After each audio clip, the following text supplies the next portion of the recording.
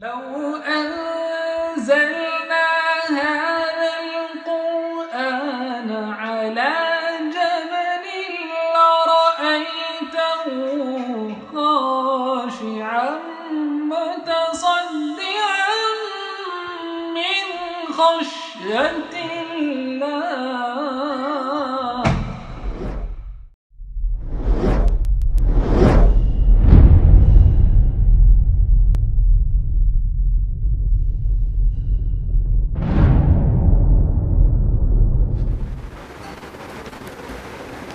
الله.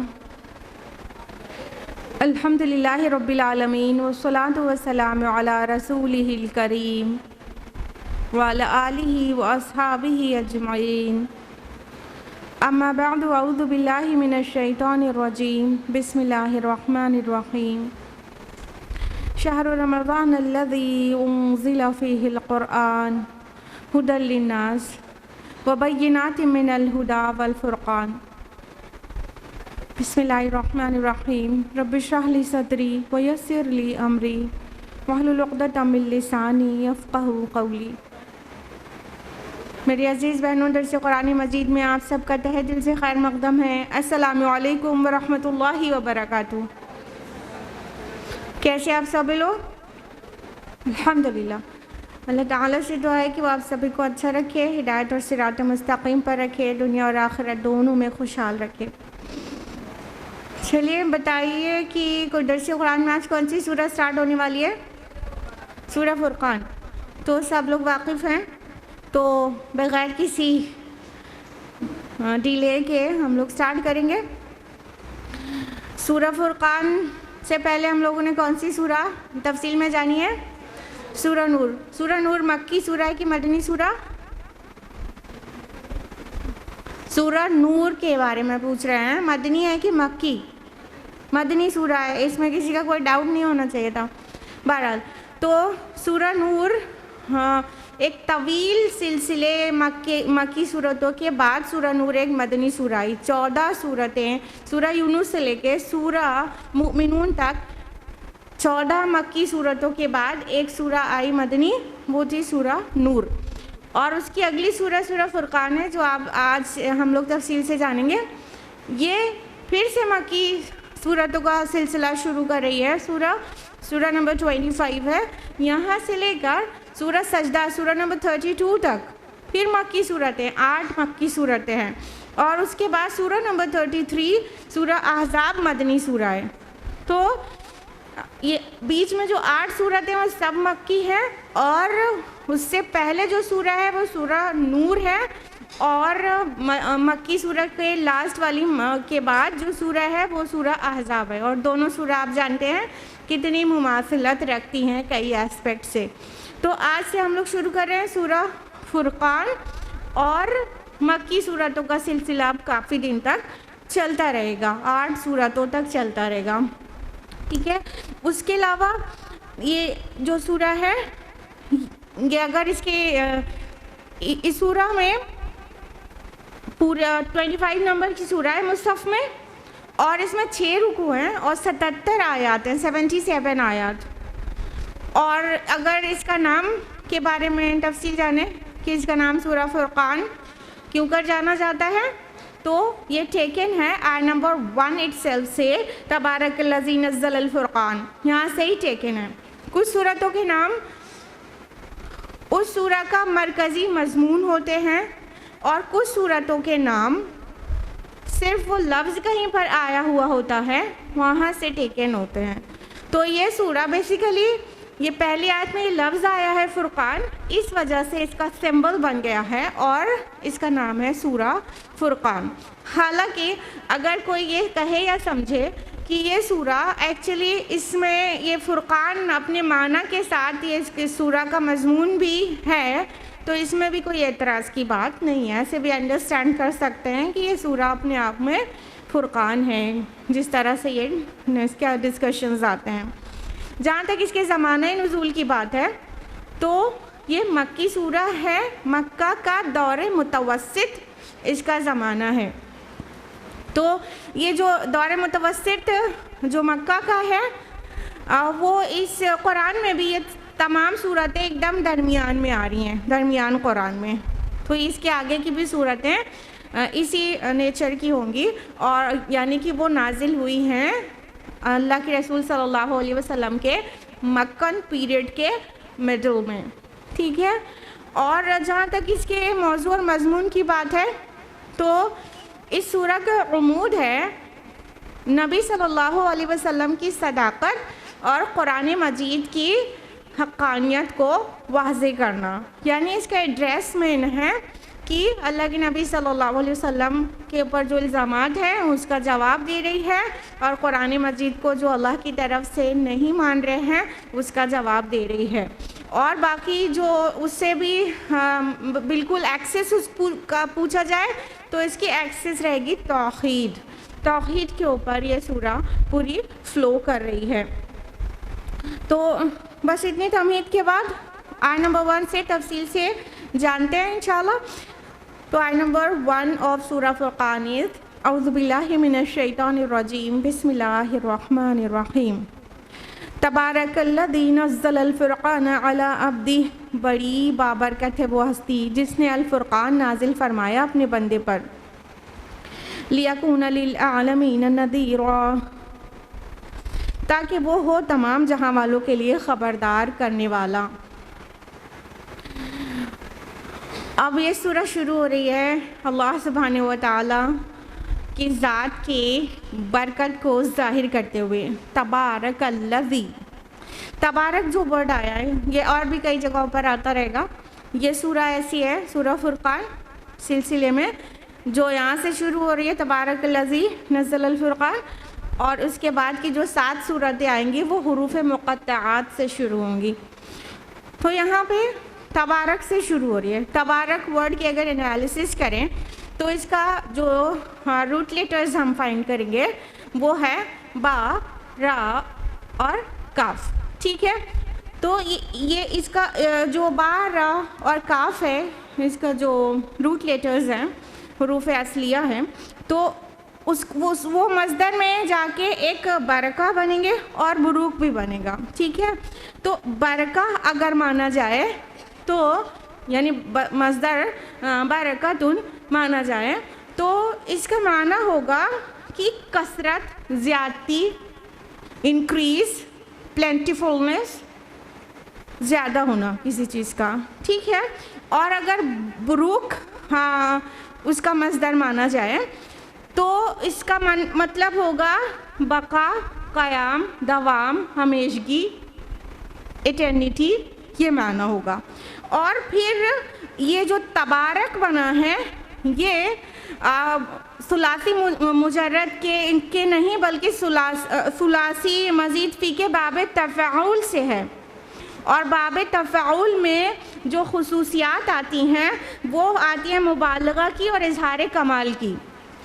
تو اگر یہ ساری چیز ایک ساتھ جمع کر لیا جائے تب جا کے تبارک لفظ کا معنی ادا ہوگا. یعنی کوئی ایک ورڈ تو کیا ایک فقرے میں بھی اس کا معنی ادا نہیں ہو سکتا. اتنی ساری چیز بولنی پڑے گی کہ وہ ذات نہایت خیر سے سب کے سب خیر کو سمیٹے ہوئے ہے، اور وہ ایسی احسن ذات ہے جس کے اندر دوام ہے، پائیداری ہے، اور اس کے خیر میں دوام ہے اور پائیداری ہے، اور وہ اپنے اٹ موسٹ پوزیشن پر ہے. یعنی ان سبھی خیر اور بھلائی میں اٹ موسٹ پوزیشن پر ہے. یعنی اس میں مبالغہ اور اظہار کمال جب شامل کر لیں گے تو اتنے سارے جملے بولنے پڑیں گے صرف لفظ تبارک کو، یا جس کو مبارک کہتے ہیں، تبارک، مبارک، اتنے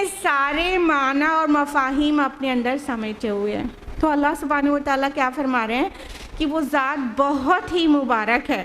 ہم لوگ بس مبارک کہہ دیتے ہیں لیکن اس کے اندر اتنی گہرائی ہوتی ہے. بہت چھوٹے میں آپ سمجھیں تو سمجھ لیجئے کل کے کل خیر کا منبع اور سرچشمہ، جہاں سے ہر خیر پھوٹتی ہو اور اس میں دوام اور پائیداری بھی ہو. تو اللہ تعالیٰ کی ذات اتنی بابرکت ہے جس نے اپنے بندے کے اوپر فرقان نازل کیا. یہاں پہ نزلہ آیا ہے، نزلہ کا جو مصدر آئے گا وہ تنزیلاً آئے گا. تنزیل کا معنی ہوتا ہے کسی چیز کو اترنا، لیکن آہستہ آہستہ اترنا. ٹھیک ہے، تو اللہ تعالیٰ فرما رہے ہیں کہ ہم نے اپنے بندے پر قرآن کو نازل کیا، تو یہ آہستہ آہستہ نازل ہوا ہے نا، دھیرے دھیرے دھیرے دھیرے آیا، ایک بار میں تو آیا نہیں ہے کہ پوری وحی ایک بار میں ڈیلیور کر دی گئی، ایسا نہیں ہوا ہے. تو یہاں پہ انزلہ نہیں آیا ہے، نزل آیا ہے. تو انزال نہیں آیا ہے، تنزیل والا مصدر والا ورڈز آیا ہے. اور الفرقان آیا لفظ. الفرقان جو لفظ ہے، جیسے تو موٹے طور پہ آپ سبھی اس کا معنی جانتی ہوں گے. فرقان معنی کیا ہوتا ہے؟ بالکل صحیح، حق اور باطل کو جدا کرنے والا، فرق کرنے والا. ٹھیک ہے، لیکن یہ فرقان چونکہ مصدر ہے تو اس لیے یہ تو یا بمعنی فارق ہوگا، فاعلون کی وزن پر فارقن، یا تو بمعنی مفروق ہوگا یعنی مفعول کے وزن پر.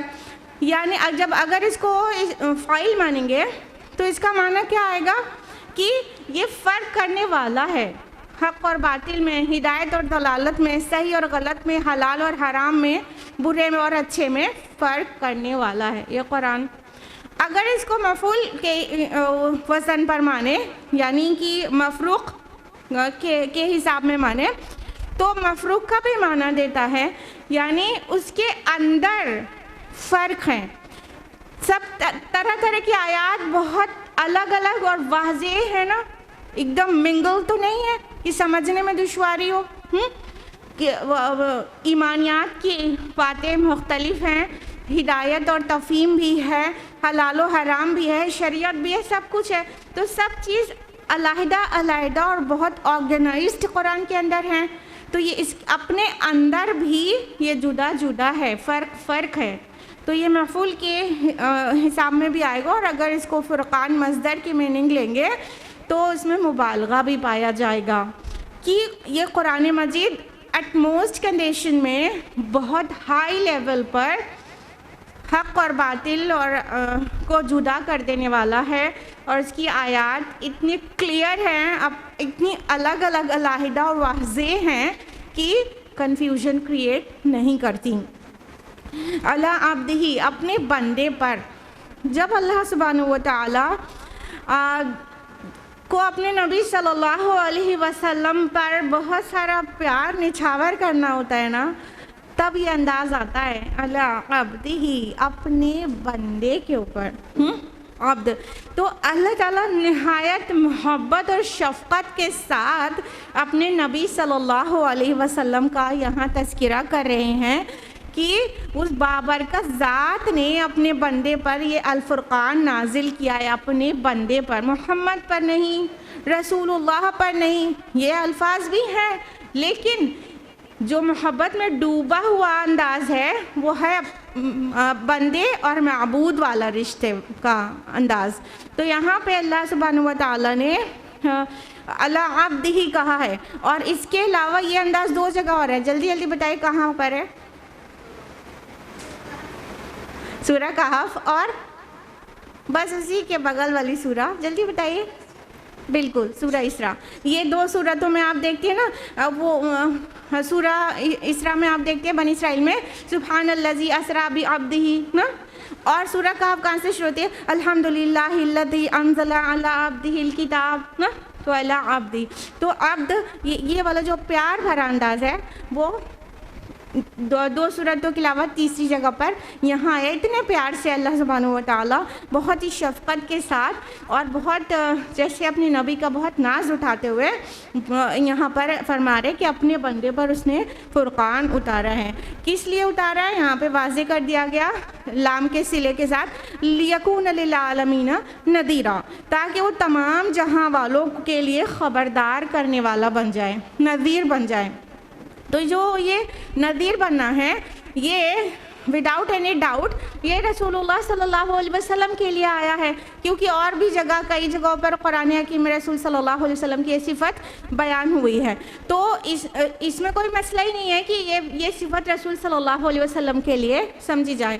لیکن اگر یہ صفت قرآن کی طرف بھی پلٹے، فرقان جو لفظ آیا یہاں پر، فرقان کے لیے بھی نذیر آئے تو تب بھی سوٹ کرتی ہے.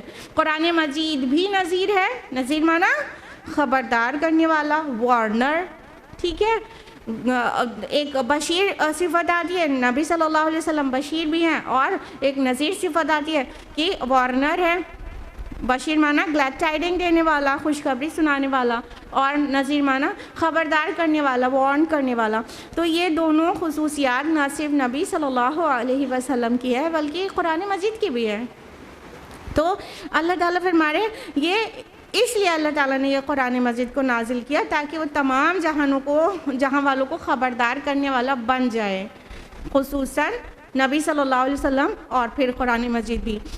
تو یہاں پہ ایک بات اور قابل غور ہے، للعالمین نذیرا کہا گیا ہے نا، کہ تمام جہاں والوں کو خبردار کرنے والا. یعنی ہمارے نبی صلی اللہ علیہ وسلم صرف ایک قوم کے لیے نہیں آئے، ایک پرٹیکولر نیشن کے لیے نہیں آئے، بلکہ ساری دنیا، سارے انسانوں کے لیے آئے. یہ بات اور زیادہ وضاحت کے ساتھ قرآن مجید میں کئی جگہوں پر ہے، جیسے کہ سورہ انبیاء سورہ نمبر 21 آیت نمبر 107، وَمَا أَرْسَلْنَاكَ إِلَّا رَحْمَةً لِّلْعَالَمِينَ. ہے نبی، ہم نے آپ کو نہیں بھیجا مگر صرف رحمت بنا کر تمام عالم کے لیے، تمام دنیا کے لیے. اور اس کے علاوہ سورہ سبا سورہ نمبر 34 میں واضح ہے کہ وَمَا أَرْسَلْنَاكَ إِلَّا كَافَّةً لِّلنَّاسِ بَشِيرًا وَنَذِيرًا. ہم نے آپ کو بھیجا تمام جانوں کے لیے، کل انسانوں کے لیے بشیر اور نذیر بنا کر. تو اللہ کے نبی صلی اللہ علیہ وسلم صرف ہمارے اور آپ کے لیے نہیں آئے، اہل عرب کے لیے نہیں آئے، صرف گوروں کے لیے نہیں آئے، صرف کالوں کے لیے نہیں آئے، صرف عربی بولنے والوں کے لیے نہیں آئے، صرف عجمی بولنے والوں کے لیے نہیں آئے، صرف particular piece of the land پہ نہیں آئے، بلکہ ساری دنیا کے لیے آئے، جو کہ گورے ہوں، کالے ہوں، چاہے عربی بولتے ہوں، چاہے کوئی دنیا کی زبان بولتے ہوں، اور چاہے کس بھی جیوگرافی سے ان کا تعلق ہو، سب کے لیے نبی صلی اللہ علیہ وسلم آئے ہیں. لہٰذا یہ اب ہمارا اور آپ کا فرض ہے مائی بیلوڈ سسٹرز کہ ہم نبی صلی اللہ علیہ وسلم کے لائے پیغام کو، قرآن مجید کو، اور اپنے پیارے نبی صلی اللہ علیہ وسلم کی سیرت کو دوسروں تک بھی پہنچائے نا. ان کو بھی تو جاننے دیں، ان پر بھی تو ان کا بھی تو حق بنتا ہے جو غیر قومیں ہیں، ان تک پہنچانا ہمارا اور آپ کا کام ہے. آیت نمبر 2 ہے الذی لہ ملک السماوات والارض، وہ ہستی جس کے لیے ہے بادشاہی آسمانوں کی اور زمین کی. فلم یتخذ ولدا ولم یکن لہ شریک فی الملک، اور جس نے کسی کو اپنی اولاد نہیں بنایا اور نہ ہی اس کا کوئی شریک ہے حکومت اور اختیارات میں. وخلق کل شیء فقدرہ تقدیرا، اور اسی نے ہر شے کو پیدا کیا اور پھر اس کے لیے ایک اندازہ مقرر کیا. اب اللہ سبحانہ تعالیٰ فرما رہے ہیں کہ یہ جو اللہ سبحانہ تعالیٰ کی ہستی ہے نا، وہ آسمان اور زمین کی ملکیت اسی کی ہے. ابھی مشرکین کے اعتراضات آنے والے ہیں نا، اس سے پہلے بتایا جا رہا ہے، تم نے سمجھ کیا لیا؟ ہاں، تم یہ قرآن کے متعلق کے اوپر شک کرتے ہو، طرح طرح کی پھپتیاں کستے ہو، طرح طرح کی چیز کہتے ہو، میں نبی پر شک کرتے ہو اور بہت سارے بہتان لگا دے. تم نے سمجھا کیا ہے یہ قرآن کہاں سے آیا ہے؟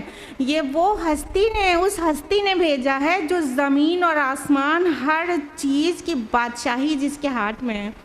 یعنی وہ اکیلا ہے. یہاں سے توحید کا پیغام شروع ہو گیا کہ وہ اکیلا ہے، رول کرنے والا، ساری بادشاہی اس کی ہے، اور زمین کی بھی اور آسمانوں کی بھی. اور فرمایا جس نے کوئی اولاد نہیں بنائی. یعنی تم نے کیا مطلب اللہ تعالیٰ کو، خالق و مخلوق کو برابر بنا دیا. تم نے انسانوں کے दो हाथ देखे, दो पैर देखे और एक सर देखा, दो आंखें धंसी हुई देखी, वैसे ही तुमने मखलूक में से किसी को अपने हाथ से बना दिया?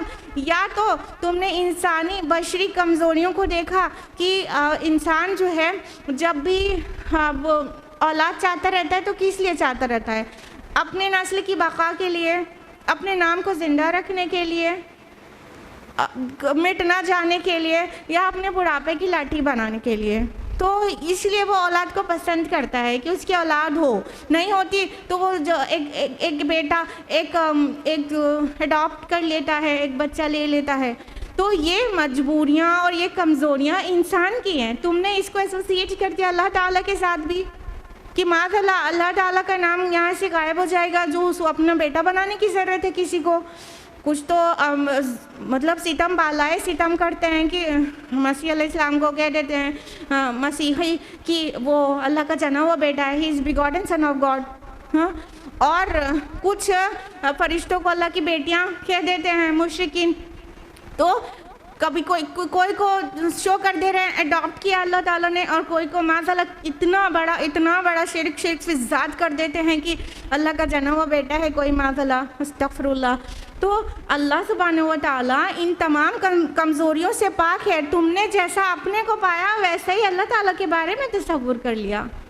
खुदा के बारे में ऐसा तसव्वुर तुमने कर लिया कि उसकी कोई औलाद है। नहीं, वो तो अपने हुकूमत में, इख्तियारात में, हुकूक में, सब में यकता है। उसने किसी के साथ शेयर नहीं किया अपनी इन क्वालिटीज़ को, यानी हाकिम वो है और हुक्म उसका चलता है पूरी कायनात में, आलम खल्क में, आलम अम्र में, हर जगह उसका हुक्म चलता है। तो वो उसी को ये बात ज़ेब देती है कि उसको ही खालिक माना जाए और उसको ही मालिक माना जाए। सरवरी ज़ेबा फ़कत उस ज़ात बेहमता को है, सरवरी ज़ेबा फ़कत उस ज़ात बेहमता को है, हुक्मरां है एक वही बाकी बुताने आज़री। अल्लाह ताला हकीकी खालिक मालिक है और वो हकीकी जो वो चलाने वाला है, हर एक चीज़ को कंडक्ट करने वाला है, मुदब्बिर है। और सोवरेनिटी बिलोंग्स टू अल्लाह सुब्हानहू व तआला only. There is no one who is deserving sovereignty. Sovereignty belongs to Allah सुब्हानहू व तआला ओनली। तो उसके साथ औरों को एसोसिएट कर दिया और अल्लाह ताला ने उसके बाद अपनी सिफ़ात को फर्दर एक्सफोलिएट करते हुए फरमाया कि उसने हर चीज़ को पैदा किया है। यानी तुम क्यों सिर्फ उसको प्रे करो, तुम सिर्फ उसकी इबादत क्यों करो? क्योंकि वो खालिक भी है, उसने हर चीज़ को पैदा किया है। और फ़क़द्दरहु तक़दीरा, ये कहकर तो किताब दर किताबें लिखी जाए तो इसकी तफसीर मुकम्मल ना हो। कद्र माना अंदाज़ा करना होता है, अंदाज़ा उसका लिटरल मीनिंग, डिक्शनरी मीनिंग, ठीक है। तो फ़क़द्दरहु तक़दीरा, हर एक की तकदीर तय कर दी, हर एक के लिए अंदाज़ा मुकर्रर कर दिया। इसमें कूज़े में समंदर को समो दिया गया है। यानी अल्लाह ताला ने सिर्फ पैदा नहीं किया है अपनी मखलूक़ात को, कोई भी हो, इंसान हो, जिन्न हो, हैवानात हो, या ज़मीन हो, पहाड़ हो, आसमान हो, कुछ भी हो, इनको सिर्फ पैदा नहीं किया है, हर एक मखलूक के लिए उसकी तकदीर, उसका अंदाज़ा मुकर्रर कर दिया है। अब इस कद्र में जो कह रहे हैं ना, कूज़े में समंदर समो दिया गया है, इस कद्र में बहुत माना है। यानी उनको जैसा जिस्म चाहिए था वैसा जिस्म दिया है, जैसी सख्त चाहिए थी वैसी सख्त दिया है, जिसको जिन चीज़ों की ज़रूरत थी वो चीज़ें उन्हें प्रोवाइड किया है, जिस तरह उन्हें हरकत करना था उस चीज़ का पाबंद किया है, जिस तरह उनकी फंक्शनिंग है जो ज़रूरत की उस तरह उनको बाउंड किया है कि वो उस तरह फंक्शन करें। एज़ फॉर एग्ज़ाम्पल सूरज को ले लीजिए, सूरज और चाँद को खुदा बनाए बैठे हो। हाँ, सूरज के अल्लाह ताला ने क्या तकदीर मुकद्दर की कि वो उसके लिए एक ऑर्बिट है, वो उसमें घूम रहा है, ٹھیک ہے. اب جو ایسٹرونامرز ہیں سورج کس کے اراؤنڈ چکر لگا رہا ہے, اس پوائنٹ کو وہ کہتے ہیں سولر ایپیکس. سولر ایپیکس ابھی ایک امیجنری پوائنٹ ہے, اس کے اراؤنڈ اپنی پوری سولر فیملی کے ساتھ چکر لگا رہا ہے. تو سورج اپنی ایکسس پہ بھی گھوم رہا ہے. It takes 25 days to complete the one rotation of sun, you know. تو 25 دن میں اپنی ایکسس پہ گھومتا ہے. پھر وہ ملکی وے گیلیکسی میں سولر ایپیکس نام کے پوائنٹ کے اراؤنڈ چکر لگا رہا ہوتا ہے. اس کو اس کے رب نے اس کی تقدیر مقرر کر دی ہے, اس کا اندازہ کر دیا ہے. سورج کے علاوہ چاند کے لیے جو تقدیر مقرر کرنی تھی اس کی کر دی, وہ اپنا فنکشن کر رہا ہے. ہاں, اس طرح انسان ہے, حیوان ہے, پہاڑ ہے, بادل ہے, سب کے کو اس کے کام میں لگا دیا ہے اور اس کی ریکوائرمنٹ ان کو پہنچا دیا ہے. چاہے وہ امیبا ہو, وہ کیسے فیڈ کرے گا, اس کے فوڈ کیا ہے, وہ اس نے اس زمین پر رکھ چھوڑا ہے. چاہے وہ بلو ویل ہو, اس کا کیا فوڈ رہے گا اور کس طرح وہ زندہ رہے گی, اس کو کی کیا ضروریات ہیں, اس کی باڈی کی ساخت کیسی ہوگی کہ لائف اس کی ایزی ہوگی. یہ ساری چیز ملا کے کہا جا رہا ہے فقدرہ تقدیرا. نہ صرف اس نے پیدا کیا ہے بلکہ ان کو ایک اندازہ ان کے لیے مقرر کر دیا ہے, وہ اس حساب سے اپنی لائف کو کمپلیٹ کر رہے ہیں. تو یہ ہے تمہارا رب, تم اس کے ساتھ دوسروں کو ایسوسیٹ کرتے ہو. آیت نمبر 3 میں فرمایا وَاتَّخَذُوا مِن دُونِهِ آلِهَةً لَا يَخْلُقُونَ شَيْئًا وَهُمْ يُخْلَقُونَ. اور انہوں نے اس کے سوا ایسے معبود بنا لیے ہیں جو کچھ بھی تخلیق نہیں کرتے بلکہ وہ خود مخلوق ہے. وَلَا يَمْلِكُونَ لِأَنفُسِهِمْ ضَرًّا وَلَا نَفْعًا وَلَا يَمْلِكُونَ مَوْتًا وَلَا حَيَاةً وَلَا نُشُورًا. اور وہ اختیار نہیں رکھتے خود اپنے بارے میں کسی بھی نقصان کے اور نہ نفع کے, اور نہ ہی اختیار رکھتے ہیں موت کا اور نہ زندگی کا اور نہ دوبارہ جی اٹھنے کا. سبحان اللہ, کتنا بڑا فرق ہے خالق اور مخلوق میں. کیوں ہیومینٹی کنفیوز ہوئی, اللہ تعالیٰ فرما رہے ہیں انہوں نے ہمارے ساتھ جو ایسوسیٹ کیے ہیں پارٹنرز, ان کی صفت دیکھو, ہم خالق ہیں اور وہ مخلوق ہیں. انہوں نے وہ جو مخلوق ہیں وہ کچھ بھی تخلیق نہیں کر سکتے. سورہ حج میں کتنی عظیم الشان صدا پر کہا گیا تھا نا کہ وہ سب کے سب مل کے ایک مکھی بھی, ایک فلائی بھی کریٹ نہیں کر سکتے. ارے فلائی کریٹ کرنا تو بہت دور رہا, وہ اگر فلائی ان سے ایک پارٹیکل لے کر اڑ جائے تو اس کو واپس بھی نہیں لا سکتے ہیں. تو وہ کچھ بھی کریٹ نہیں کر سکتے ہیں بلکہ خود کریٹ کیے گئے ہیں. لا یخلقون شیئا وہم یخلقون, وہ کریٹ نہیں کرتے, وہ کریٹڈ ہیں, وہ کریشن ہیں, وہ خود کریٹ کیے گئے ہیں. کتنا بڑا ڈفرینس ہے, کیا کنفیوژن ہونا تھا. لیکن ہیومینٹی نے سب سے بڑا ظلم یہی ہے کہ اس نے شرک کیا کہ وہ تو کچھ بھی تخلیق نہیں کر سکتے, سارے کے سارے مل کے ایک مچھر ایک مکھی نہیں بنا سکتے. آج بھی ٹیشو کلچر اور بہت ساری ٹیکنالوجی ایڈوانس ہو گئی ہے, I'm aware of it. تو ٹیشو کلچر میں بیچارے سائنٹسٹ, بڑے سائنٹسٹ, چاہے جتنی بڑی ڈیولپڈ کنٹری کا کتنا بڑا سائنٹسٹ ہو, وہ جب تک وہ اللہ تعالیٰ کا ٹیشو لے کے آرٹیفیشیل میڈیا میں گرو نہیں کرائے گا وہ نہیں کر سکتے نا. ٹیشو لے بغیر نہیں گرو کرا سکتا نا. وہ ٹیشو کلچر کرتے ہیں نا, ٹیشو کریٹ نہیں کر پاتے ہیں, کوئی ایک سیل کریٹ نہیں کر پاتے ہیں. ان کو نیچرل چیز ہی لے کے آرٹیفیشیل میڈیا میں بس اسے گرو کراتے ہیں فیوریبل کنڈیشن دے کے, پھر اسے اسٹڈی کرتے ہیں. تو انہوں نے کریٹ تھوڑی نہیں کیا, وہ تو اللہ تعالیٰ کی کریٹڈ چیز سے ہی انہوں نے کچھ دوسری چیز بنانے کی کوشش کی, اس میں تھوڑا سا جینیٹک چینجز کر کے اور جو بھی چاہتے ہیں وہ کر کے.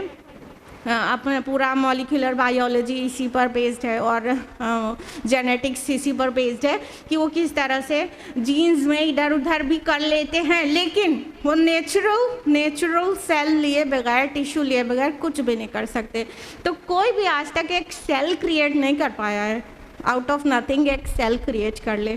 تو اللہ تعالیٰ کہہ رہے ہیں ارے وہ تو خود کریٹ کیے گئے ہیں, ان کا کریٹر کوئی اور ہے. تو کیا ہم اعلیٰ کو چھوڑ کر ادنا سے مانگیں, جو کہ ضعف الطالب والمطلوب والی حالت ہو جائے کہ کتنا کمزور ہے طلب کرنے والا اور جس سے طلب کیا جا رہا ہے. فرمایا کہ اور وہ اپنے خود کے نفع نقصان کا کوئی اختیار نہیں رکھتے. یعنی یہ جو جن کی اللہ کو چھوڑ کر عبادتیں کی جا رہی ہیں، چاہے وہ ولی ہوں، چاہے نبی ہوں، چاہے کوئی جن ہو، چاہے فرشتہ ہو، اپنے نفع نقصان کا ان کو اختیار نہیں ہے. مطلب ہم بہت پازیٹیو چیزیں ہی لے رہے ہیں اللہ کے ساتھ جو شریک کیا گیا، جو اپنے آپ میں بہت بزرگ ہستیاں ہیں انہی کا نام لے رہے ہیں نا، لیکن وہ بھی اپنے خود فائدے اور نقصان کا کوئی اختیار نہیں رکھتے. تو پھر تمہارا کیا، تمہیں کیا نقصان سے بچائیں گے اور تمہیں کیا فائدہ دیں گے؟ نو وے، اٹس illogical. جب اپنے نفع نقصان کا اختیار نہیں رکھتے، اللہ کی قدر جو بھی ہوگی ان کے اوپر نافذ ہو جائے گی، اور وہ اپنے کو بچا نہیں پائیں گے. اگر اللہ کی طرف سے ان کو نقصان ہے اور اللہ کی طرف سے فائدہ ہے تو اس کو اور نہیں بڑھا پائیں گے اتنا جتنا اللہ نے لکھ دیا ہے. تو پھر کیا ان سے کیا مانگنا؟ فرمایا کہ نہ ان کے پاس موت اور زندگی کا کوئی اختیار ہے، یعنی نہ اپنے سے پیدا ہو جاتے ہیں، نہ اپنے سے وہ اپنی ڈیتھ مقرر کر سکتے ہیں، اور نہ کوئی مرے ہوئے کو جلا کے اٹھا سکتے ہیں، الا یہ کہ اللہ ہی چاہے معجزانہ طور سے کسی کو دے دے. ٹھیک ہے، تو یہ کوئی بھی چیز ان کے اندر نہیں، اور یہ ساری کوالٹیز اور یہ اختیارات اللہ سبحانہ و تعالیٰ کے پاس ہیں. تو تم کہاں پھرے جاتے ہو؟ کہاں پیر فقیر اولیاء اور مزاروں پہ سجدہ کیے دیتے ہو؟ ان کے اندر بھی کوئی بھی غیر اللہ تصور میں لے آئیے. خالی بتوں کے کو تصور میں نہیں لانے کی ضرورت ہے نا. مزاروں کے سامنے بھی اگر مانگا جا رہا ہے، دعائیں دی جا رہی ہے، تو ذرا دیکھیں کیا وہ خالق ہیں؟ نہیں، وہ مخلوق ہیں. کیا وہ اپنے بھلے برے کا اختیار رکھتے تھے؟ نہیں رکھتے تھے. کیا وہ موت اور زندگی کا اختیار ان کے ہاتھ میں تھا، یا کسی کو دوبارہ جلا دینا، یا اپنے ہی خود دوبارہ جی کے اٹھ جانا تھا؟ نہیں ہے. کہاں پھرے جاتے ہو؟ آیت نمبر 4 وقال الذين كفروا ان هذا الا افك افتراه واعانه عليه قوم آخرون. اور کافر کہتے ہیں یہ قرآن بس ایک من گڑت چیز ہے جس کو اس شخص نے خود گڑھ لیا ہے اور اس کی مدد کی ہے اس پر کچھ اور لوگوں نے.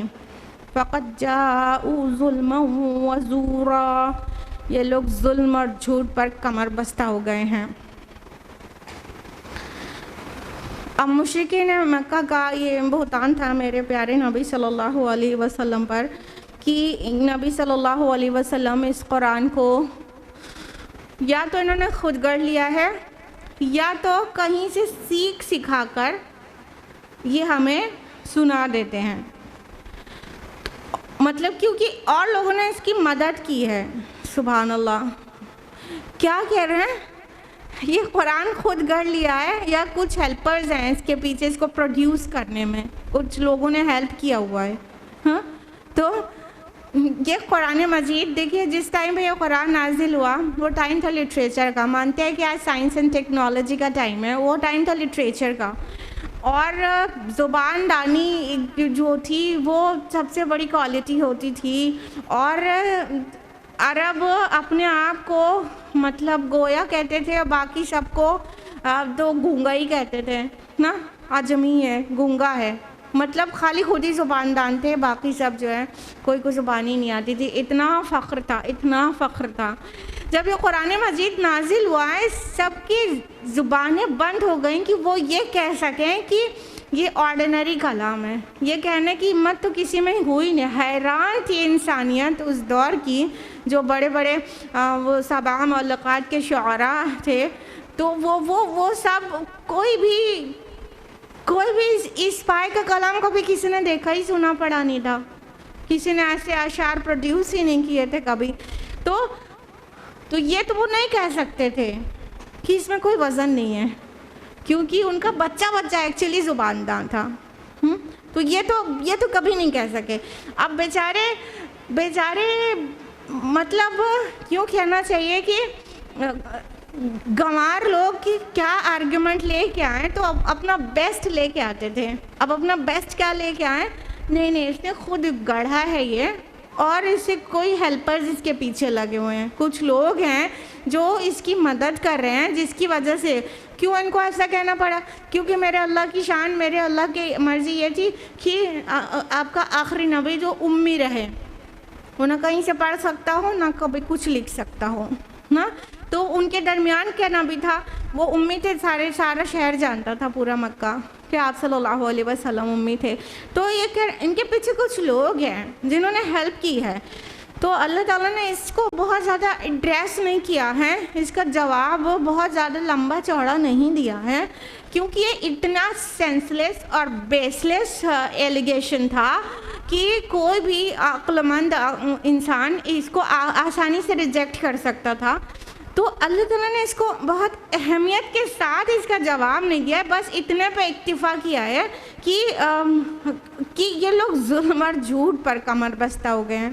بلکہ جب اس کی گہرائی میں اترو نا تو دل کرتا ہے کہ کچھ یوں اس کا جو ظلم اور زور کا جھوٹ کا جو ٹرانسلیشن ہے وہ کچھ اس طرح کیے گئے کہ یہ بوکھلا گئے ہیں، دماغ سے خالی ہو گئے ہیں اور بالکل بوکھلاہٹ میں سینس لیس باتیں کر رہے ہیں. تو ایک ظلم تو ان کا یہ تھا کہ یہ شرک کر رہے تھے، اور ایک ظلم یہ بھی تھا کہ نبی صلی اللہ علیہ وسلم پر یہ جھوٹ باندھ رہے تھے.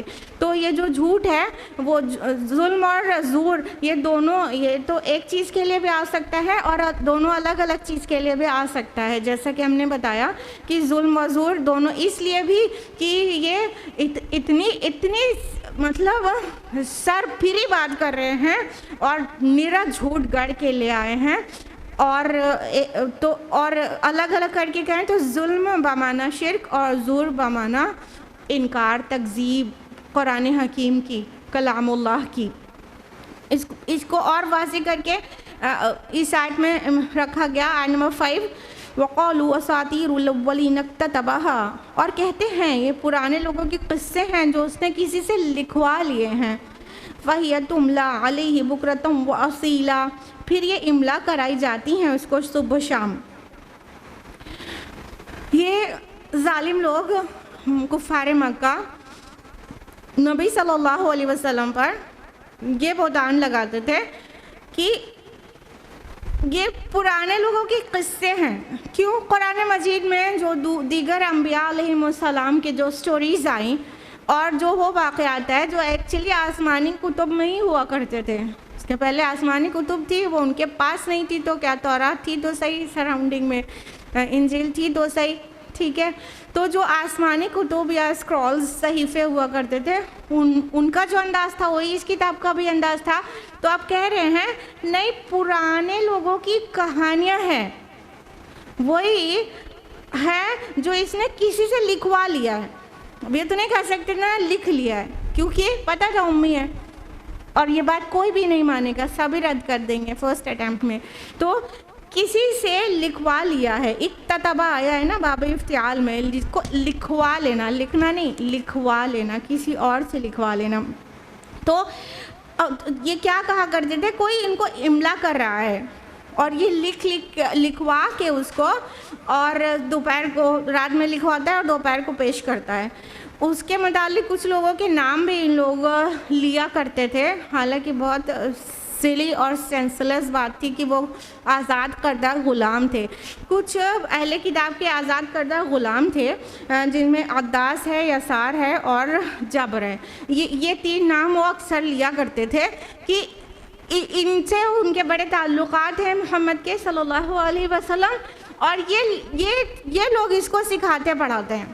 لیکن اگر نبی صلی اللہ علیہ وسلم کے کردار، اخلاق اور حکمت کو اسٹڈی کرے کوئی بھی جس کے دماغ میں کوئی قسم کی عصبیت نہ ہو، صاف ذہن انسان اس کو اسٹڈی کرے، اور یہ جو غلامی کے داغ جھیل رہے لوگ ان کے کردار کو جو گمنام ہیں، جن کو دنیا نہیں جانتی ہے، ان سے کمپیئر کرے تو بھی کتنا کلیئر ہو جائے گا کہ کہیں کوئی سوال پیدا ہو سکتا ہے کہ ایسوں سے اتنے حکیم شخص نے املا کرا کے اب لکھوا کے پیش کیا ہے.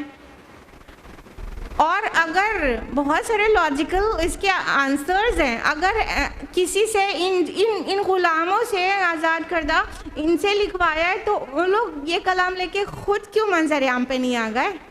اپنی شان کیوں نہیں بڑھا لی؟ کائے کو محمد کو پیچھے سے چپ چاپ لکھا رہے ہیں اور پردے کے پیچھے کام کر رہے ہیں، اپنا نام کہیں نہیں آنے دے رہے ہیں؟ کتنی سلی چیز تھی جو یہ لوگ کر رہے تھے. تو اللہ سبحانہ و تعالیٰ نے اس کو جسٹ مینشن کیا ہے اور اس کا جواب کوئی تفصیل سے نہیں دیا ہے, یعنی انتہا درجے کے عقل سے خالی الزامات تھے. آیت نمبر 6 قُلْ أَنزَلَهُ الَّذِي يَعْلَمُ السِّرَّ فِي السَّمَاوَاتِ وَالْأَرْضِ, آپ کہہ دیجئے کہ اس کو اس نے نازل کیا ہے جو آسمانوں اور زمین کی ہر چھپی ہوئی چیز کو جانتا ہے. إِنَّهُ كَانَ غَفُورًا رَحِيمًا, یقیناً وہ بہت بخشنے والا اور بہت رحم کرنے والا ہے. اب اللہ سبحانہ تعالیٰ فرما رہے ہیں کہ یہ تم کدھر کی طرف منسوب کر رہے ہو نازل کرنے کی بات, اس کو تو اس ذات نے نازل کیا ہے جو آسمان اور زمین کے چھپے بھید کو جانتا ہے. یعنی یہ کتاب اٹھا کر دیکھ لو, کوئی دنیا کا کوئی بھی انسان اور کسی بھی دور کا کوئی بھی انسان ایسا نہیں ہوگا کہ یہ کتاب جس ٹاپکس پر ایڈریس کرتی ہے وہ سب کا ایکسپرٹ ہو اور اس کی آخری سطح تک اس کو علم ہو. مان لیجیے لٹریچر ہی ہو گئی, تو یہ ایسا ہائیسٹ لٹریچر ہے کہ انسانی ذہن عاجز ہے کہ اس کو پروڈیوس کرنے سے. کھلا چیلنج ہے قرآن کا اور کوئی کبھی پروڈیوس نہیں کر پایا. 1450 سال ہو گیا, کوئی کبھی اس جیسی ایک چھوٹی سورہ نہیں پروڈیوس کر پایا. یعنی 1.5 لائن کی ایک سورہ بھی کوئی پروڈیوس کر دے تو اس کے کمپٹیشن میں وہ آ سکتا ہے. کر پایا؟ کوئی نہیں کر پایا. سائنس کی اتنی ساری برانچز, کل لٹریچر کے ایرا تھا نا, آج سائنس اینڈ ٹیکنالوجی ایرا ہے. سائنس کی جو آیات ہیں, جتنے سارے برانچز آف سائنس آج بن چکی ہیں ان میں سے بہتوں اکثر جو ہے برانچز کی آیات اس میں ہیں. کوئی اتنا بڑا سائنٹسٹ ہے دنیا کا کہ وہ ہر برانچ آف سائنس کو جانے اور لٹریچر کو جانے, فلسفی کو جانے, سائیکالوجی کو جانے, اور ہر چیز اپنی انتہا پر اور بالکل 100% کریکٹ وے میں جانے اور اس طرح کی چیز کو پیش کر سکے. کوئی ہے؟ کوئی بھی نہیں. یہاں پہ اللہ تعالیٰ نے اپنے آپ کو یعنی قرآن کو بھیجنے والا کے ساتھ جو صفات بیان کی ہے وہ یعلم السر فی السماوات والارض, جو زمین اور آسمان کی چھپی چیزوں کو جاننے والا ہے. یعنی صرف وہی ذات ہے نا جو سائنس کو, actually science is the work of God, وہ سائنس کا اور فزیکل لاز کا اور ہر ایک چیز کا خود خالق ہے, تو وہ جانتا ہے چھپے ہوئی چیزوں کو. انسانی فلاح بہبود کے لیے کیا چیزیں اہم ہیں, اس میں کیا قانون ہونا چاہیے, شریعت کیا ہونا چاہیے, وہ جانتا ہے. اور جو حقائق اس کے اندر ہیں وہ جانتا ہے. اس نے بھیجا ہے. اب دیکھیے انڈین کانسٹیٹیوشن ہے, Indian constitution is one of the best constitutions of the world.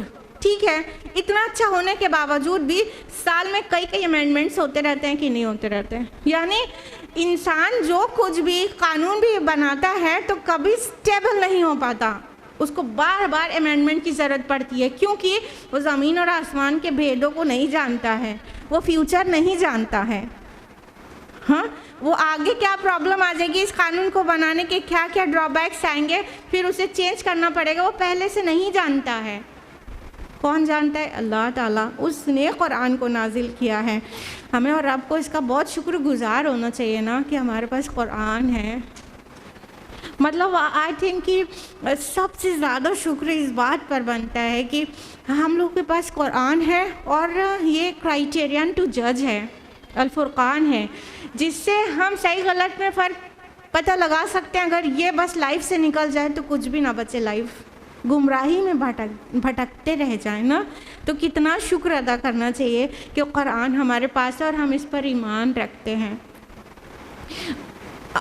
اس یاد میں آگے کہا کہ یقیناً وہ بہت بخشنے والا اور رحم کرنے والا ہے. یعنی تم ایسے سے چیلنجز کر رہے ہو, تم اتنے بڑے بڑے بہتان سلی لگا رہے ہو, لیکن اللہ تعالیٰ تمہیں چھوڑے ہوا ہے. بات یہ نہیں ہے کہ وہ زمین اور آسمان کا خالق ہے, مالک ہے, اختیارات سب اس کے انڈر میں ہیں, بس تم ہی کو نہیں وہ پکڑ پا رہا ہے, تم اتنی حرکتیں کر رہے ہو. نہیں, وہ اس لیے تمہیں مہلت دے رہا ہے کیونکہ بہت غفور اور بہت رحیم ہے.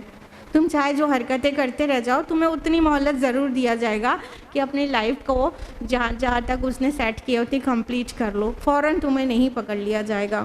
آیت نمبر 7 وقالوا ما لهذا الرسول يأكل الطعام ويمشي في الأسواق، وہ کہتے ہیں یہ کیسا رسول ہے جو کھانا بھی کھاتا ہے اور بازاروں میں چلتا پھرتا بھی ہے. لولا انزل الیہ ملک فیکون معه نذیرا، کیوں نہیں اتارا گیا اس پر کوئی فرشتہ کہ وہ اس کے ساتھ ہو کر ڈرانے والا ہو جاتا. اب دیکھیے کتنا ایک اور سلی آرگیومنٹ. وہ کفار مکہ رسول اللہ صلی اللہ علیہ وسلم کو جھوٹا بتانے کے لیے، غلط بتانے کے لیے یہ بھی کہتے ہیں کیسے رسول ہے، یہ کھانا کھاتا ہے، بازاروں میں گھومتا ہے. مطلب کہ اچھا ان کو اللہ نے رسول بنا کے بھیجا ہے تو کم از کم تھوڑا سا سپر ہوتے ہیں، اور لوگوں سے الگ ہوتے ہیں، ان کو کھانے وانے کی ضرورت نہ پڑتی. یا جیسے بزرگان دین کا تصور کتابوں میں پڑھا ہے بہت جگہوں پر، ہم تفصیل میں نہیں جا رہے، کہ فلاں بزرگ ایک ہفتے میں ایک ہی بار کھانا کھاتے تھے، ان کو کھانے کی ہفتے بھر ضرورت نہیں رہتی تھی. اور فلاں وہ ایک بابا وہ ریت پہ لیٹے رہتے ہیں، نہ ان کو گرمی سے پریشانی ہوتی نہ بارش سے، وہ پورے سال ریت پہ لیٹے رہتے ہیں. تو یہ سب اسلام میں کوئی بزرگی کی علامت نہیں ہے. اللہ کے تمام انبیاء نے کھانا کھایا ہے، پانی پیا ہے. ہاں تو یہ کہہ رہے ہیں کچھ اسپیشل ہوتا، ہمارے اور آپ کی طرح اس کھانے کا محتاج ہے، کھانا کھاتا ہے، بازاروں میں گھومتا پھرتا ہے. مطلب اتنا، یا تو پھر اتنا بڑا کنگ جیسا ہوتا کہ اس کو دیکھنے کو ترستے لوگ، وہ ادھر ادھر اپنے آپ نظر نہ آ جایا کرتا بازاروں میں گھومتا ہوا. نگاہیں ترستی، ایسی شان ہوتی اس کی کہ لوگ دیکھنے کو ترستے، کبھی اس کو دیکھ پاتے. یہ تو بازاروں میں گھومتا رہتا ہے، یعنی کہیں بھی نظر آ جاتا ہے. اور یا تو پھر ایسا کیوں نہیں ہوا کہ اس کے ساتھ ایک فرشتہ ساتھ لگا ہوتا اور جو ڈرانے والا ہوتا. مطلب یہ چاہ رہے تھے کہ ایک کوڑا لیے ہوئے فرشتہ ساتھ میں ہوتا، دیکھو لوگوں یہ اللہ کے نبی ہیں، ان کی بات مانو، نہیں مانو گے تو ابھی ایک کوڑا لگے گا. ان کا تصورات اتنے سلی تھے. ریالٹی یہ نہیں ہے، ابھی آ جائے گا کہ ان کا مسئلہ جو ہے آخرت پہ ایمان نہ لانے کا تھا. یہ آرگیومنٹس اپنی دماغی سطح سے بیسٹ آرگیومنٹ لے کے آتے تھے جھٹلانے کے لیے. بات یہ نہیں ہے کہ ساتھ میں ایک فرشتہ کر دیا جائے تو ابھی ایمان لے آئیں گے، بات یہ ہے ہی نہیں. یہ کوئی جھٹلانے کا کوئی ریزن دینا رہتا تھا نا انہیں سماج میں آ کے، تو شام کو میٹنگز ہوا کرتی تھی اور دن میں آ کے سب کے بیچ کہا جاتا تھا ایکچولی ایسا کیوں نہیں ہوا، ویسا کیوں نہیں ہوا. مکہ اور طائف میں سے کوئی بڑا جو ہے امیر اور مالدار انسان کیوں اللہ نے نہیں چنا رسول بنا کے. ہاں یہ یتیم جو پیدائشی یتیم ہے، اور یہ جو بیچارہ بزنس کے لیے یہاں وہاں شام کی طرف گھومتا رہتا تھا، وہ اللہ کا نبی بنا دیا گیا. تو یہ ماننا ہی نہیں چاہتے تھے، ورنہ نبی کا اخلاق، کردار اور ساری سچائی اس کی ان کے سامنے تھی. بس وہ آخرت پہ ہمیں جواب دینا ہوگا، اس بات سے بالکل راضی نہیں تھے کہ یہ بات مان لے. نمبر 8 او یلقی الیہ کنز او تکون لہ جنۃ یأکل منہا، یا اتارا جاتا اس پر کوئی خزانہ یا اس کے لیے کوئی باغ ہوتا جس میں سے وہ کھاتا پیتا. وقال الظالمون ان تتبعون الا رجلا مسحورا، اور ان ظالموں نے تو یہاں تک کہا کہ تم لوگ صرف ایک سحر زدہ شخص کی پیروی کر رہے ہو. اب ایک اور تصور دلا رہے ہیں لوگوں کو، ایسا کیوں نہیں ہوا کہ اس کے ساتھ کوئی خزانہ ہی اتار دیا گیا ہوتا. مطلب ٹھیک ہے پوری دنیا اور کائنات کے رب کا رسول ہے تو اس کے ساتھ کوئی بہت بڑا ٹریجر ہوتا، اتنا خزانہ ہوتا اس کے پاس، جیسے آج کل کے معاذ اللہ معاف کرے کہ نبی کو ان سے کمپیئر کریں، آج کے بابا لوگ اتنا خزانہ جو ہے اپنے بیسمنٹ میں جمع کیے رہتے ہیں کلو کے حساب سے سونا چاندی. ہاں تو یہ سونے چاندی سے تول رہے تھے کہ وہ خاص ہوتا تو ایسا اس کے پاس کوئی ٹریجر ہوتا، کوئی خزانہ ہی ہوتا اس کے ساتھ، اور یا تو کوئی ایکسٹراڈینری باغ ہوتا اس کے پاس، وہ باغ کے پھل کھاتا بیٹھ کے عیش سے. اس کو تو بازار میں جا کے کمانا پڑتا ہے، اور اپنی مطلب 2 وقت کی روٹی مہیا نہیں رہتی، اس کو بھوکا بھی رہتا ہے. تو یہ ایسا اس کو بہت سارا باغ کیوں نہیں ہے؟ تو پھر کبھی کہہ دیتے ہیں کہ ارے یہ سحر زدہ ہے. یعنی قرآن حکیم میں جو اٹریکشن تھا وہ کسی سے پوشیدہ نہیں تھا. تو جب نبی صلی اللہ علیہ وسلم قرآن پیش کرتے تھے تو مطلب انسان کی روح تک پہنچ کر اسے فیل ہوتا تھا کہ یہ ایکسٹراڈنری کلام ہے. اسی بات سے ڈرتے تھے مشرکین عرب کہ کوئی نیا آئے گا تو یہ کلام سنے گا تو پھر وہ بالکل مطلب ایمان نہ لے آئے، ان کے گروپ میں شامل نہ ہو جائے. تو اس وجہ سے پھر ایک دن پلان سیٹ کر کے آتے، اس کو مسحور کہیں گے کہ اس کے اوپر جادو ہو گیا ہے، بیچارہ اس سحر زدہ ہے. سحر زدہ کئی طرح سے یہ کہتے تھے، یا تو کسی نے جادو ٹونا کر دیا ہے تو بالکل سحر زدہ ہے، مطلب بات جو ہے وہ تک کی نہیں کرتا، یہ بھی تصور تھا ان کا. یا تو سحر زدہ ہونے کا ان کے اندر ایک کانسیپٹ تھا کہ کوئی دیوی دیوتا کو برا کہہ دو تو ان کی مار پڑ جائے تو وہ بہکا بہکا ہو جائے انسان، تو اس کو بھی ایسے ہی بولتے تھے سحر زدہ. تو یہ بھی کہتے تھے کہ ہمارے دیوی دیوتا کو برا کہا کرتا ہے نا، اس میں سے کسی کی مار پڑی ہے معاذ اللہ. تو اس وجہ سے یہ ایسی سی باتیں کرنے لگا ہے.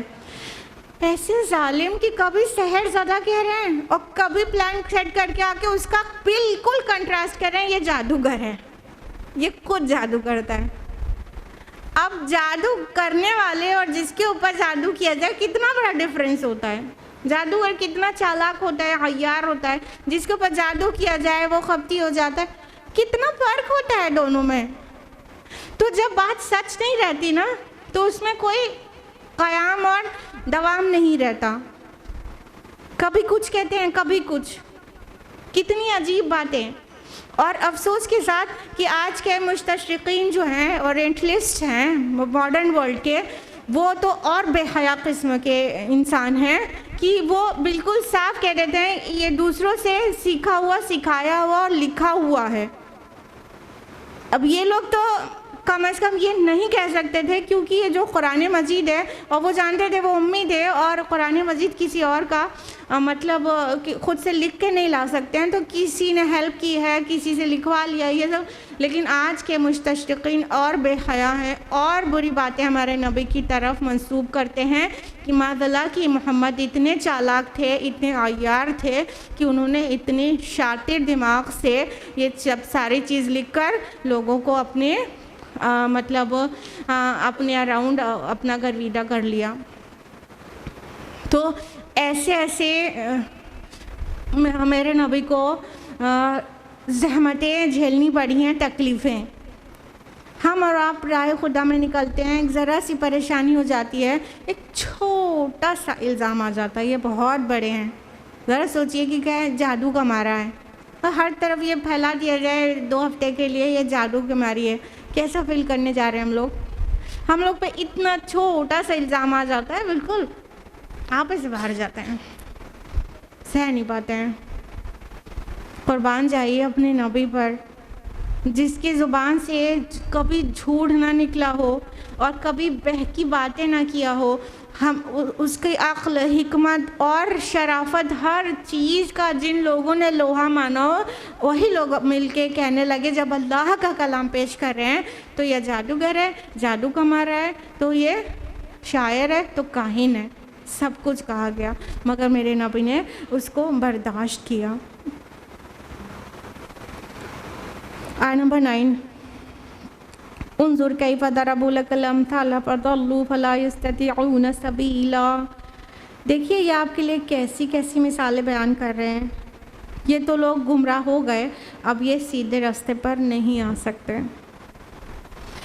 اللہ سبحانہ و تعالیٰ جب یہ کہے تو کیسا مرہم لگ ہی جائے گا نبی کے زخموں پر کہ میرا رب جب ساتھ ہے تو پھر کس کی پرواہ ہے. ہاں تو اللہ تعالیٰ کہہ رہے ہیں دیکھو کیسے سر پھرے ہیں سب کے سب، کیسی بے وقوفی والی باتیں کر رہے ہیں. عقل کی بات کرتے، چلو تم نے شام کو میٹنگز کی تھی تو کوئی عقل کی بات لے کر آئے ہوتے تو سمجھ میں آتا. مطلب تم اتنے بوکھلا گئے ہو کہ اپنی ہی باتوں کا کاؤنٹر اگلے ہفتے 2 ہفتے کے بعد لے کر آ جاتے ہو. کبھی ظاہر کہو گے، کبھی مسحور کہو گے، کبھی دیوانہ کہو گے، کبھی شاعر کہو گے، کبھی کاہن کہو گے، اور ایسی چائلڈش ڈیمانڈس کرو گے کہ فرشتہ کیوں ساتھ ساتھ نہیں چلتا، خزانہ کیوں نہیں ہے، سونے کا چاندی کا گھر کیوں نہیں ہے آپ کا، یہ ایسے چائلڈش ڈیمانڈ کرو گے؟ اس نے کیا کہا ہے تم سے؟ اس نے تم کو حق کی طرف بلایا، تم کہہ رہے ہو فرشتہ ساتھ میں کیوں نہیں ہے؟ اس نے تمہیں آخرت اور اس کی جواب دہی سے ڈرایا ہے، تم کہہ رہے ہو کہ تمہارے سونے چاندی کا گھر کیوں نہیں ہے، تمہارے باغ کیوں نہیں ہے؟ کیسی مطلب یہ دیکھنے میں کتنا صاف پتہ چل رہا ہے کہ جو داعی ہے، رسول جو پکار رہا ہے، وہ کیسی پاکیزہ دعوت دے رہا ہے اور کتنی اچھی باتیں اور کتنے جو اس کی قوم ہے اس سے کتنی محبت اور کتنی فکر والی باتیں کر رہا ہے، اور جو ڈیمانڈز آ رہی ہیں وہ کتنی سلی آ رہی ہیں اور کتنی عقل سے خالی آ رہی ہیں، اور کوئی کا ریلیشن نہیں ہے آپس میں۔ وہ بات کیا کہہ رہا ہے اور تم بات کیا کہہ رہے ہو؟ ارے جو بات وہ کہہ رہا ہے اس کو سنجیدگی سے سنو، سمجھو، غور کرو، اس بات کا جواب دو۔ ٹھیک ہے، تم پوچھو کہ اللہ تعالیٰ کیسے جلا دے گا، ہم مر گئے، چورا چورا ہو گئے تو ہم کو کیسے جلا کے اٹھا دے گا، ذرا ہمیں بتائیے، ہم سمجھ جائیں تو ایمان لے آئیں۔ تو اللہ کی قدرت کا بیان کرے گا نبی اور بتا دے گا۔ لیکن تمہارا تو مسئلہ ہی یہ نہیں ہے کہ بات کو سمجھنا چاہ رہے ہو، تمہارا مسئلہ تو یہ ہے کہ کسی طرح انکار کرنا ہے، انکار کرنے کے لیے آرگیومنٹس لے کر آنا ہے، چاہے وہ اتنے سلی آرگیومنٹس کیوں نہ ہوں۔ اتنے بڑے بڑے نامور لوگ ہیں، ابو جہل ہے اور امیہ بن خلف ہے، اور اتنے پرانے، اس وقت تو ابو سفیان بھی تھے، تو اتنے شہر میں معروف لوگ اور بڑے اپنے کو ٹھاکر سمجھنے والے لوگ، اور کیسے سلی پلان سیٹ کر کے آ رہے ہیں جس میں ذرا بھی عقل نظر نہیں آتی اور ذرا بھی فکر نظر نہیں آتی، جو بات کہی جا رہی اس کا جواب نہیں ہے، وہ کچھ اور ہی بے سر پیر کی بات کر رہے ہیں۔ تو ہمارا نبی ہمیشہ ہی ان سے درگزر ہی کرتا رہا ہے، اور ان کی لاسٹ میں مومنوں کی جو صفات بیان کی جائے گی نا، اس میں کہہ دیا جائے گا نا کہ جب وہ ان کا گزر لغو سے ہوتا ہے تو قول سلامہ، وہ سلام کہہ کے گزر جاتے ہیں، تو یہ بھی جب اناپ شناپ بکتے تھے تو نا میرا نبی نکال ہی جاتا تھا ان کے پاس سے انسانیت اور شرافت کے ساتھ۔ تو ایسے ایسے ستم بالائے ستم کیے گئے ہیں ہمارے رسول صلی اللہ علیہ وسلم پر، اور یہ اللہ تعالیٰ ایک شفیق استاد کی طرح اپنے نبی صلی اللہ علیہ وسلم پر ہمیشہ شفقت بھری آیات نازل کرتے رہے، اور میرے نبی صلی اللہ علیہ وسلم کا غم دور ہو جاتا۔ اور مکی سورہ ہے، خدیجہ رضی اللہ عنہ بھی بہت زیادہ سپورٹیو تھیں ایٹ دیٹ ٹائم جب وہ لائف تھی، اور جب بھی نبی صلی اللہ علیہ وسلم کو ستایا جاتا اور آ کے آپ صلی اللہ علیہ وسلم خدیجہ رضی اللہ عنہ سے بتاتے تو خدیجہ رضی اللہ عنہ کا جواب ہوتا، یا رسول اللہ، کبھی کوئی ایسا رسول بھی آیا ہے جس کو کفار کی طرف سے تمسخر نہ کیا گیا ہو اور تکذیب نہ کی گئی ہو؟ یہ کہنا ہوتا کہ میرے نبی صلی اللہ علیہ وسلم کا غم دور ہو جاتا۔ تو اس طرح سے اللہ تعالیٰ نے قرآن حکیم میں وہ ساری چیزیں درج کر دی جو قیامت تک پڑھی جائیں گی، جو میرے نبی کی شان بیان کرتی رہیں گی، اور مشرکین کی حرکتوں کو واضح کرتی رہیں گی کہ کیا کیا نہیں سہنا پڑا، اور کم از کم داعیان اسلام کے لیے وہ نمونہ بنیں گی کہ کیسی بھی تکالیف ہو لیکن ثابت قدم رہنا ہے، اور جب راہ حق پہ نکلیں گے تو تکالیف آئیں گی، بہتان لگیں گے اور بہت کچھ ہوگا، ان سب کو سہ کر ہی حق بات دوسروں تک پہنچانے کا کام کرتے رہنا ہے۔ بس ایک رکو مکمل ہوا آج کے لیے اتنا ہی۔ اللہ تعالیٰ سے دعا ہے کہ وہ ہم سبھی کو اس قرآن الفرقان کو پڑھنے، سمجھنے، غور و فکر کرنے، عمل کرنے اور دوسروں تک پہنچانے کی توفیق عطا فرمائے۔ اللہ تعالیٰ قرآن حکیم کے ذریعے ہماری دنیا اور آخرت دونوں سنوارے، ہم قرآن مجید کو اپنا ہدایت کا منبع اور سرچشمہ سمجھے، اور اپنا ہادی اور رہنما سمجھے، اور اپنے نبی صلی اللہ علیہ وسلم کے طریقے پر زندگی گزارنے کی پوری کوشش کریں۔ آمین یا رب العالمین۔ وآخر دعوانا الحمدللہ رب العالمین۔ والسلام علیکم ورحمۃ اللہ وبرکاتہ۔